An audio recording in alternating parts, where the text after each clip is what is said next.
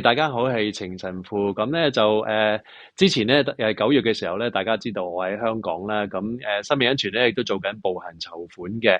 咁因為神父翻咗香港啦，亦都為我修會祈禱啦。咁嗰陣時就冇乜機會做 promote 嘅。咁但係喺10月11號咧，神父都喺香港個生命恩泉步行籌款咧有行到嘅喎。咁而家翻到嚟啦，已經25號啦。咁仲有一個禮拜咧，呢個步行籌款嘅時段咧就會完啦，喺10月尾。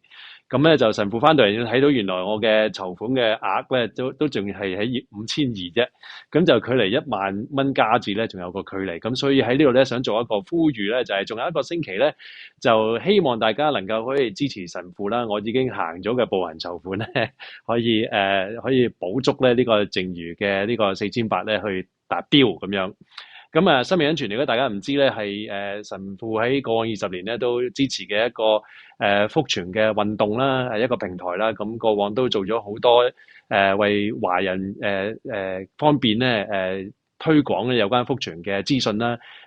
最近亦都有好多團體嘅凝聚啊，搞呢個喜樂漁夫嘅培育課程，係教導啲平教友點樣做福傳啊，同埋好多其他唔同嘅福傳嘅工具啊，嘅 development 啊，同埋推廣。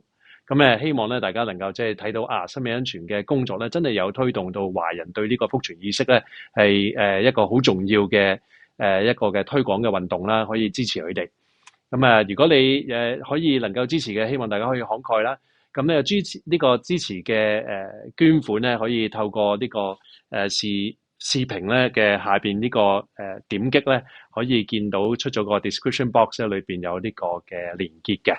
咁希望大家可以都慷慨咧去幫助呢個生命恩泉嘅籌款活動。多謝大家，主佑。